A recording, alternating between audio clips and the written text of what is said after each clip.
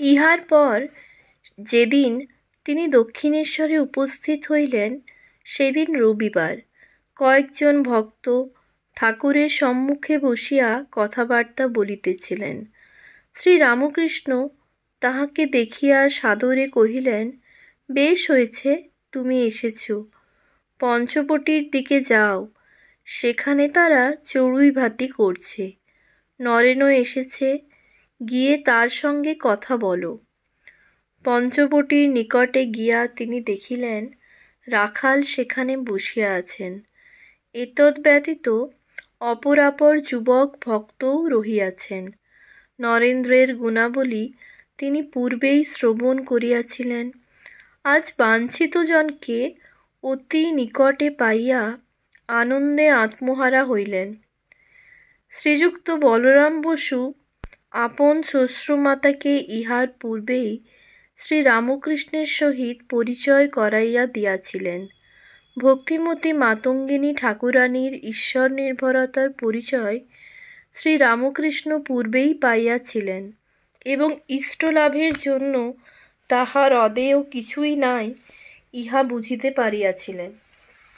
তাই বাবুরামের আগমনের পর একদিন মাতঙ্গিনী দেবীর নিকট প্রার্থনা করিলেন, এই ছেলেটিকে তুমি আমায় দাও।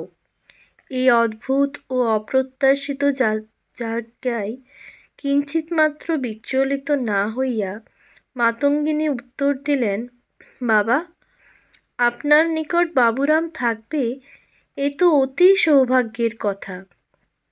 বাবুরামের মনও তখন পরমহংসদেবের আরও ঘনিষ্ঠ সান্নিধ্যের জন্য লালায়িত ছিল। অতএব ঠাকুরের আহ্বান ও গর্ভধারিণীর সম্মতি পাইয়া তিনি প্রায়ই দক্ষিণেশ্বরে আসিয়া বাস করিতে লাগিলেন। ওইকালে পরম কারুণিক ঠাকুরের স্নেহ শতধা প্রকাশিত হইত। বাবুরাম সম্বন্ধে তিনি বলিতেন, ও আমার দরদি। আবার সুর করিয়া গাহিতেন, মনের কথা কইব কিসই কইতে মানা, দরদি নইলে প্রাণ বাঁচে না। পরবর্তী জীবনে ঠাকুরের ভালোবাসার উল্লেখ করিয়া বাবুরাম মহারাজ মঠের সাধু ব্রহ্মচারী দিগকে বলিতেন, আমি কি আর তোদের ভালোবাসি? যদি ভালোবাসতাম তাহলে তোরা আমার আজীবন গোলাম হয়ে থাকতিস।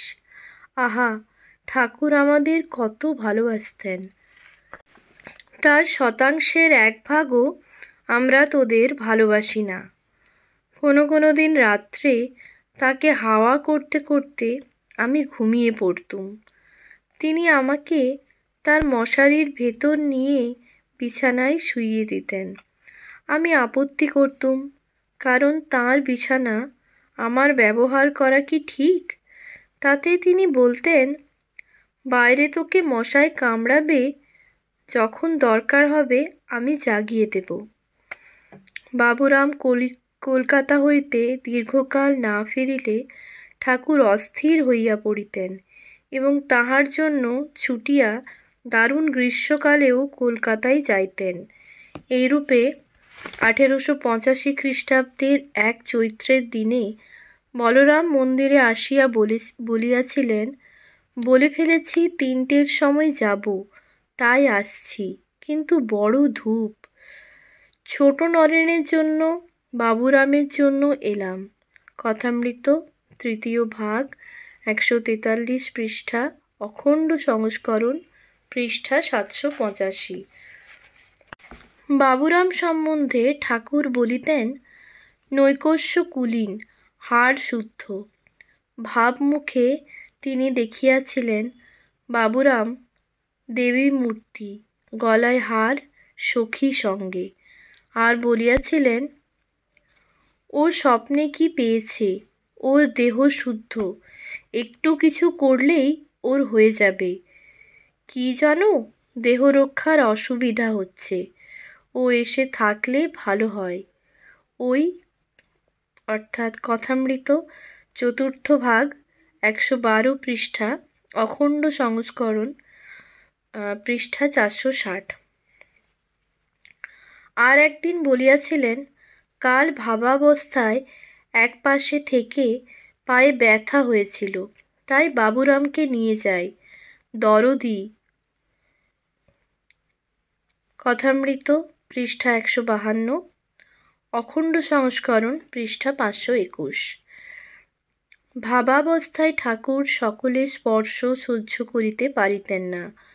পড়িয়া যাইতেছেন দেখিয়া অকস্মাৎ কেহ ধরিতে গেলে তিনি কষ্ট অনুভব করিতেন। সুতরাং ওই সময় ধরিয়া থাকিবার জন্য দরদি ও নৈকস্য কুলীন বাবুরামকে সঙ্গে সঙ্গে ফিরিতে হইত। ঠাকুর যদ্যপি অব্রাহ্মণ হস্তে অন্নগ্রহণ করিতে পারিতেন না, তথাপি বাবুরামের পবিত্রতা সম্বন্ধে সন্দেহমাত্র না থাকায় একসময় তাহাকে বলিয়াছিলেন, তুই আমায় একদিন রেঁধে দিস, তোর হাতে খাব। অবশ্য কার্যত উহা আর ঘটিয়া উঠে নাই। কিন্তু স্নেহ ও বিশ্বাসের কোনো ন্যূনতা না থাকিলেও ঠাকুর কাহারও ভাব নষ্ট করার বিরোধী ছিলেন বলিয়া একদিন স্নেহের দুলাল বাবুরামের অনুরোধও উপেক্ষা করিয়াছিলেন। দক্ষিণেশ্বরে সমাগত ভক্তদের ভাব সমাধি হইতে দেখিয়া বাবুরাম একদিন ঠাকুরকে ধরিয়া বসিলেন, আমার ভাব সমাধি করে দিতে হবে। ঠাকুর যতই বলেন, আমার ইচ্ছায় কি হয় রে, মার ইচ্ছা না হলে হয় না, ততই তিনি আবদার করেন, আপনাকে করে দিতেই হবে। অগত্যা ঠাকুর জগদম্বার শ্রীচরণে নিবেদন করিলেন, কিন্তু উত্তর পাইলেন, বাবুরামের ভাব হবে না, জ্ঞান হবে। বাবুরাম প্রভৃতিকে ঠাকুর শুধু সাধারণ ভক্ত হিসাবে দেখিতেন না, তিনি তাহাদিগকে তাহার ত্যাগী বার্তাবহ ও উত্তরাধিকার রূপেই গড়িয়া তুলিতেছিলেন। সুতরাং তাহাদের সম্বন্ধে তিনি অতিরিক্ত সাবধান ছিলেন। একবার হাজরা মহাশয় বাবুরাম প্রভৃতি অল্পবয়স্ক কয়েকটি যুবককে নানা উপদেশ প্রসঙ্গে বুঝাইতেছিলেন, শ্রীরামকৃষ্ণ সিদ্ধ মহাপুরুষ, তাহার নিকট সিদ্ধায় প্রভৃতি নানা শক্তি প্রার্থনা করা চলে। তা না করে শুধু ভালো খাবার দাবার খেয়ে তার সঙ্গে সুখে বাস করে ফল কি? ঠাকুর পার্শ্বেই ছিলেন। হাজরার কাণ্ড দেখিয়া বাবুরামকে নিকটে আহ্বানপূর্বক বলিলেন, আচ্ছা, তোরা কি চাইবি? আমার যা কিছু তা সবই তো তোদেরই জন্য রয়েছে। আমার যা কিছু অনুভূতি প্রভৃতি হয়েছে সবই তো তোদের জন্য। ভিখারির মতো ক্যাংলামি করিস নে, ওতে মানুষকে মানুষ থেকে পৃথক করে দেয়।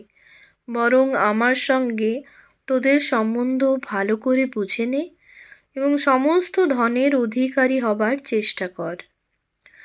বস্তুত বাবুরামকে ঠাকুর স্বীয় অলৌকিক দৃষ্টি সহায়ে এক অনন্য সাধারণ জীবন এবং অচিন্তনীয় ভবিষ্যতের জন্য গড়িয়া তুলিতেছিলেন। বাবুরাম মহারাজ স্বয়ং বলিয়াছেন, তিনি গৃহীদের একরকম, ত্যাগীদের অন্য রকম উপদেশ দিতেন। ঘরে যখন কোনো গৃহী ভক্ত না থাকত, তখন দরজা বন্ধ করে আমাদের ত্যাগ বৈরাগ্যের উপদেশ দিতেন। আবার মাঝে মাঝে বাইরে গিয়ে দেখে আসতেন কোনো বিষয়ী লোক এসেছে কি না। কামিনী কাঞ্চনে যাতে বিতৃষ্ণা এসে যায়, সেই জন্য সেসব কথা উপমা দিয়ে বলতেন, যাতে আমাদের প্রাণে বিঁধে যায়। আর ইহা যে শুধু উপদেশরূপেই হৃদয়ে মুদ্রিত হইত তাহা নহে। জগদম্বার নির্দেশে পরিচালিত ঠাকুরের প্রতিটি আচরণ তদনুরূপ আদর্শ স্থাপনপূর্বক বিশ্বাস জন্মাইয়া দিত যে এই উপদেশের পশ্চাতে রয়েছে অপ্রকাশ্য অনুভূতি ও অনুপম জীবন। এক রাত্রে বাবুরাম ঠাকুরের ঘরে মেঝেতে মাদুরের উপর ঘুমাইতেছেন। নিশীথে ঠাকুরের পদশব্দে জাগিয়া দেখেন, তিনি অর্ধবাহ্য দশায় বগলে পরিধান বস্ত্র রাখিয়া গৃহময় ঘুরিয়া বেড়াইতে বেড়াইতে থু থু শব্দে চারিদিকে মুখামৃত ছড়াইতেছেন আর বলিতেছেন, দিসনি মা, দিসনি। মা যেন ধামা পুরিয়া নাম যশ লইয়া তাহাকে দিতে আসিয়াছেন, আর তিনি উত্ত্যক্ত শিশুর ন্যায় মিনতি মিশ্রিত ত্রাস ভরে বলিতেছেন, দিসনি মা, দিসনি। অপর একদিন তিনি বাবুরামকে কামিনীর মায়া হইতে মুক্ত থাকারও উপদেশ দিলেন। ঠাকুর সেদিন বলরাম মন্দিরে ছিলেন। শৌচান্তে বাবুরাম তাহার হাতে জল ঢালিয়া দিতে লাগিলেন। ওই বাটির একটি গৃহে তখন বালিকা বিদ্যালয় ছিল। বাবুরাম যখন ওই কার্যে ব্যাপৃত আছেন, তখন একটি বালিকা স্বীয় অঞ্চল ধরিয়া উহাতে আবদ্ধ একটি চাবির গুচ্ছকে সশব্দে বনবন করিয়া ঘুরাইতেছিল। ঠাকুর বাবুরামের দৃষ্টি আকর্ষণ করিয়া বলিলেন, দেখ, মেয়েরা পুরুষদের ওই রকম করে বেঁধে বনবন করে ঘোরায়, তুইও কি তাদের হাতে ওই রকম করে ঘুরতে চাস? এই বিষয়ে দ্বিতীয় ঘটনাটিও সমভাবে শিক্ষাপ্রদ। তখনও বাবুরাম মাস্টার মহাশয়ের বিদ্যালয়ের ছাত্র। মাস্টার মহাশয় শ্যামপুকুরে থাকিতেন। সেবারে কলকাতায় বিসূচিকা প্রকোপ হলে তাহার বাটিতে ওই রোগ প্রবেশ করিল। বাবুরাম প্রভৃতি ছাত্রেরা তখন বাটির মধ্যে রোগীদের দেখিতে যাইতেন। ঠাকুর এই সংবাদ পাইয়া একদিন মাস্টার মহাশয়কে সাবধান করিয়া দিলেন, হ্যাঁ গা, বাড়িতে তোমার যুবতী পরিবার রয়েছে, তুমি ছেলেদের অমন বাড়ির ভেতর ঢুকতে দাও কেন? মাস্টার মহাশয় জানাইলেন যে উহারা তাহার ছাত্র, সুতরাং দোষ নাই। ঠাকুর তদুত্তরে নীরব না থাকিয়া ওই সাবধান বাণী পুনর্বার উচ্চারণ করিলেন। মাস্টার মহাশয় হয়তো তখনও বুঝিতে পারেন নাই যে ঠাকুর সেদিন সাধারণ ছাত্র ও শিক্ষকের সম্বন্ধ অবলম্বনে কথা কহিতেছিলেন না। তিনি তাহার চিহ্নিত ত্যাগী সন্তানের কঠোর সাধনার প্রতি দৃষ্টি নিবদ্ধ রাখিয়াছিলেন। বাবুরামের বয়স তখন আনুমানিক 23 বৎসর হইবে। এই সকল বিষয়ীসুলভ দুর্বলতা হইতে বাবুরামকে পক্ষীমাতার ন্যায় স্বীয় পক্ষপুটে সর্বদা রক্ষা করিলেও ঠাকুর স্বীয় সন্তানের অন্তর্নিহিত প্রেমকে সংকুচিত না করিয়া বরং সুনির্ধারিত প্রণালীতে বিবিধরূপে বিকাশের পথেই লইয়া যাইতেছিলেন। তাই ভোগ্যবস্তু হইতে তাহাকে সতর্কভাবে দূরে আকর্ষণ করিলেও ভক্ত সেবায় সর্বদা উৎসাহিত করিতেন। বাবুরাম মহারাজ পরে একদা বলিয়াছিলেন, দক্ষিণেশ্বরে দেখেছি ঠাকুরের কাছে কোনো ভক্ত উপস্থিত হলে তিনি তাকে কতভাবে আপ্যায়িত করতেন। বলতেন, পান খাবেন? পান না খেলে জিজ্ঞাসা করতেন, তামাক খাবেন? আমাদেরও তাই অভ্যাস হয়ে গেছে। এই ভক্ত সেবার ভাব বাবুরাম মহারাজ উত্তরাধিকার সূত্রে পূর্ণ মাত্রায় পাইয়াছিলেন। ইহার নিদর্শন আমরা যথাস্থানে পাইব। বাবুরাম মেধাবী ছাত্র ছিলেন না। বিশেষত শ্রী রামকৃষ্ণের সান্নিধ্য লাভের পর ধর্মভাব বিশেষ উদ্দীপিত হওয়ায় বিদ্যালয় হইতে মন অনেকটা উঠিয়া গিয়াছিল। অতএব তিনি প্রবেশিকা পরীক্ষায় 1885 খ্রিস্টাব্দে উত্তীর্ণ হইতে পারিলেন না। পরীক্ষার ফল প্রকাশিত হইবার কয়েকদিন পরে বৈকুণ্ঠনাথ সান্যাল সহ বাবুরাম দক্ষিণেশ্বরে ঠাকুরের নিকট উপস্থিত হইলে কথা প্রসঙ্গে সান্যাল বলিলেন, ও পরীক্ষায় পাশ হয়নি। শুনিয়া ঠাকুর সহাস্যে বলিলেন, ভালোই তো, ও পাশমুক্ত হল। যার জটা পাস তার তটা পাশ, অর্থাৎ বন্ধন। বাবুরাম হাঁপ ছাড়িয়া বাঁচিলেন, কারণ ঠাকুর যদিও জানিতেন যে বাবুরাম সংসারে জড়িত হইবেন না এবং সেই আশায় তাহাকে বৈরাগ্যের উপদেশ দিতেন, তথাপি আমরা যে সময়ের কথা লিখিতেছি সেই সময়ে ওই আদর্শ বাবুরামের জীবনে তেমন পরিস্ফুট হয় নাই বলিয়াই হোক, অথবা পরে মহত্তর উদ্দেশ্য সাধিত হইবে বলিয়াই হোক, ঠাকুর তখন বাবুরামের ভাব নষ্ট না করিয়া এবং অধ্যয়নে নিরুৎসাহিত না করিয়া বরং উৎসাহই দিতেন। ওই কালে মাস্টার মহাশয়ের সহিত একদিনের কথোপকথন হইতে ইহা স্পষ্ট প্রতীত হয়। শ্রী ম.কে সেদিন তিনি কহিলেন, আচ্ছা, বাবুরামের কি পড়বার ইচ্ছা আছে? বাবুরামকে বললাম, তুই লোকশিক্ষার জন্য পড়। কথামৃত 4th ভাগ, পৃষ্ঠা 129, কথামৃত অখণ্ড সংস্করণ, পৃষ্ঠা 460। অশেষ ভাবসম্পদে সমৃদ্ধ ঠাকুরের পূর্ণ পরিচয় বাবুরাম তখনও পান নাই। তাই তাহার ভয় ছিল যে পরীক্ষায় অনুত্তীর্ণ হওয়ায় ঠাকুর বিরক্তই হইবেন, কিন্তু অদ্যকার আচরণে তাহার ফাঁড়া কাটিয়া গেল। বস্তুত অনুধাবন করিলে বাবুরাম বুঝিতে পারিতেন যে পূর্বেও ঠাকুর তাহার মনে বৈরাগ্য সঞ্চারের জন্য একবার এই বিষয়েই অবতারণা করিয়া বলিয়াছিলেন, তোর বই কই, পড়াশোনা করবি না? মাস্টারের প্রতি ও দুদিক চাই, বড় কঠিন পথ, একটু তাকে জানলে কি হবে? অজ্ঞান কাঁটা তুলবার জন্য জ্ঞান কাঁটা জোগাড় করতে হয়, তারপর জ্ঞান অজ্ঞানের পারে যেতে হয়। বাবুরাম সহাস্যে, আমি ওইটি চাই। শ্রীরামকৃষ্ণ সহাস্যে, ওরে, দুদিক রাখলে কি তা হয়? তা যদি চাস তবে চলে আয়। বাবুরাম সহাস্যে, আপনি নিয়ে আসুন। শ্রীরামকৃষ্ণ, তুই দুর্বল, তোর সাহস কম। মাস্টারকে, আমি কামিনী কাঞ্চন ত্যাগী খুঁজছি, মনে করি এ বুঝি থাকবে। সকলেই এক একটা ওজর করে। কথামৃত 3য় ভাগ, পৃষ্ঠা 130, অখণ্ড সংস্করণ, পৃষ্ঠা 757-58। দরদি বাবুরামের উপর ঠাকুর কতখানি নির্ভর করিতেন তাহার একটি সুন্দর দৃষ্টান্ত রহিয়াছে।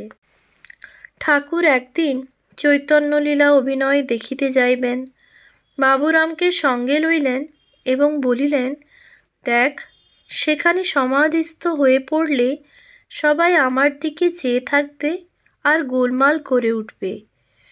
আমার ঐরূপ হবার উপক্রম দেখলে অন্য বিষয়ে খুব কথা বলবি। এই রূপ ঠিক করিয়া তো অভিনয় দর্শনে গেলেন, কিন্তু যে মনের স্বাভাবিক প্রবণতা ছিল সমাধির দিকে এবং যাহাকে কৃত্রিম উপায়ে বলপূর্বক সাধারণ ভূমিতে নামাইয়া রাখিতে হইত, সে মন উদ্দীপকের সান্নিধ্য লাভ করিয়াও কী রূপে নিষ্ক্রিয় থাকিতে পারে? ফলে ঠাকুর অচিরেই সমাধিস্থ হইয়া পড়িলেন। তখন বাবুরাম নাম শুনাইতে শুনাইতে ওই মনের গতি ব্যবহারিক জগতের দিকে ফিরাইয়া আনিলেন। এইরূপ আরও কতবার ঘটিয়াছে, কিন্তু এই প্রকার বিশ্বস্ত সেবকরূপে ও পার্ষদরূপে দক্ষিণেশ্বরে বাস ও ঠাকুরের সহিত সর্বত্র গমনাগমন ও তাঁহার স্নেহস্পর্শ লাভ করিতে থাকিলেও বাবুরাম কখনো গর্বে স্ফীত হইতেন না, বরং পরে বলিয়াছিলেন, ঠাকুরের কাছে তাঁর সেবার জন্য কোনো অপবিত্র লোক থাকতে পারত না। ঠাকুরের কৃপা না থাকলে আমিও তাঁর কাছে থাকতে পারতুম না। এখন ভাবি কি করেই যে ছিলুম। একটু কিছু ভাবের উদ্রেক হলেই অমনি সমাধিস্থ। বস্তুত এরকম সৌভাগ্যের কারণরূপে তিনি ঠাকুরের কৃপার কথা বলিয়াই ক্ষান্ত হইতেন, নিজের আবাল্য পবিত্রতার উল্লেখ মাত্র করিতেন না। ক্রমে দক্ষিণেশ্বরের দিনগুলি নিঃশেষিত হইলে বাবুরাম ও অন্যান্য ত্যাগী যুবকদের কাশীপুরে শ্রী রামকৃষ্ণের সেবায় যোগদান, ঠাকুরের দেহত্যাগান্তে বরাহনগর মঠ স্থাপিত হইলে তথায় তাহাদের আগমন এবং তদনন্তর 1886 খ্রিস্টাব্দের ডিসেম্বর মাসে আঁটপুর হইতে প্রত্যাবর্তনের পর সন্ন্যাস গ্রহণের কথা অন্যত্র বর্ণিত হইয়াছে। সন্ন্যাসকালে ঠাকুরের বাণী স্মরণ করিয়া বাবুরামের নাম রাখা হইল স্বামী প্রেমানন্দ। বরাহনগর ও পরে আলমবাজার মঠে স্বামী প্রেমানন্দ অপর গুরুভ্রাতাদের সহিত কঠোর তপস্যা ও শ্রী রামকৃষ্ণের স্মরণ মননে রত হইলেন।